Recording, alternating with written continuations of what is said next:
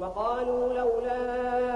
أنزل عليه ملك ولو أنزلنا ملكا لقضي الأمر ثم لا ينظرون ولو جعلناه ملكا لجعلناه رجلا وللبسنا عليهم ما يلبسون ولقد استهزئ برسل من